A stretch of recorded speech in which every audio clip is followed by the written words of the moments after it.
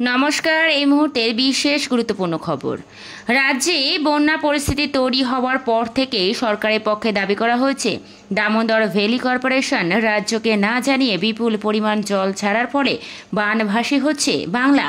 সেই অভিযোগ জানিয়ে স্বয়ং প্রধানমন্ত্রী নরেন্দ্র মোদীকে দুটি চিঠি পাঠিয়েছেন মুখ্যমন্ত্রী মমতা বন্দ্যোপাধ্যায়, যার জবাবে কেন্দ্রীয় জলশক্তি মন্ত্রকের তরফে জানানো হয় রাজ্য এবং ডিভিসির প্রতিনিধিদের নিয়ে গঠিত কমিটি ঠিক করে কখন কতটা জল ছাড়া হবে। ডিভিসির তরফেও জানানো হয় বাংলার পাশাপাশি দামোদর ভ্যালি রিজার্ভার রেগুলেশন কমিটিতে ঝাড়খণ্ড সরকারেরও প্রতিনিধি রয়েছে। ওই কমিটির সদস্য সেন্ট্রাল ওয়াটার কমিশনের প্রতিনিধি। ডিভিসি দাবি করে সকলেই জল ছাড়ার কথা আগাম জানতেন। সেই দাবি উড়িয়ে দেয় রাজ্য সরকার। তবে রাজ্যের দুর্যোগ মোকাবিলা দপ্তরের একটি মেমো অনুযায়ী রাজ্য আগে থেকে জল ছাড়ার কথা জানত। গত 20 সেপ্টেম্বর প্রধানমন্ত্রীকে প্রথম চিঠিটি লেখেন মমতা বন্দ্যোপাধ্যায়। ঘটনা প্রবাহ বলছে তার 3 দিন আগে 17 সেপ্টেম্বর রাজ্যে বন্যা পরিস্থিতি তৈরি হতে পারে বলে 8টি জেলাকে সতর্ক করেছিল নবান্ন। 17 তারিখে মেমো বলছে ওই দিন হাওড়া, হুগলি, 2 মেদিনীপুর, 2 বর্ধমান, বাঁকুড়া ও পুরুলিয়ায় জেলা শাসকদের মেমো পাঠায় রাজ্যের বিপর্যয় মোকাবেলা দপ্তর। সেখানে এটা উল্লেখ করা ছিল যে ডিভিআরআরসি এবং সিডব্লিউসি জানিয়েছে আবহাওয়ার কারণে মাইথন এবং পাঞ্চেত জলধারে জলস্তর দ্রুত বাড়ছে। এই পরিস্থিতিতে 17 সেপ্টেম্বর থেকে ডিভিআরসি 2.5 লক্ষ কিউসেক জল ছাড়বে। তার ফলে বন্যা পরিস্থিতি তৈরি হলে তা মোকাবেলার যাবতীয় ব্যবস্থাও নিতে রাখতে বলা হয়েছে মেমোতে। একই সঙ্গে মেমোতে পরামর্শ দেওয়া হয় প্লাবিত হতে পারে এমন এলাকার মানুষকে প্রয়োজনে যেন নিরাপদ আশ্রয়ে সরিয়ে নেওয়া হয়। বিপর্যয় মোকাবেলা দপ্তরের ওই মেমোতে বলা হয়েছিল যে কংসাবতী বাঁধ থেকেও জল ছাড়তে হতে পারে।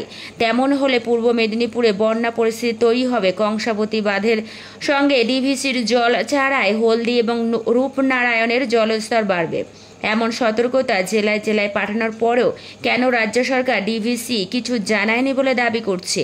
মঙ্গলবার এই প্রশ্নের জবাবে রাজ্যের বিপর্যয় মোকাবেলায় মন্ত্রী জাভেদ খান বলেন, ডিভিসি রাজ্যকে জানিয়েছিল না জানায়নি তা আমি জানি না, তবে কোনো রকম সতর্কতা জারি হলে আমরা প্রস্তুতি নিতে বলি।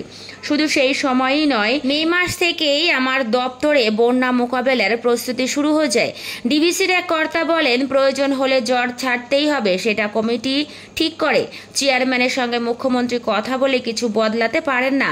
আর এও সত্য যে রাজ্যের সব কটি বাঁধ এবং জলাধার থেকে এই সময় প্রচুর জল ছাড়া হয়েছিল। ওই কর্তা এমনও দাবি করেন যে কংসাবতী মুকুটমণিপুর বাঁধ থেকে জল ছাড়ার জন্যই বানভাসী হয়েছে ঘাটাল। আর তারও অভিমত, বিতর্ক তৈরি হতেই যেভাবে রাজ্যের আধিকারিকেরা কমিটি থেকে ইস্তফা দিয়েছেন সেটিও সঠিক পদ্ধতি নয়। সাম্প্রতিক বন্যাকে মুখ্যমন্ত্রী মমতা ম্যান মেড বলে দাবি করে ডিভিসিকে দোষারোপ করার পরেই পাল্টা সরব হয়েছেন বিজেপির রাজ্য নেতারা।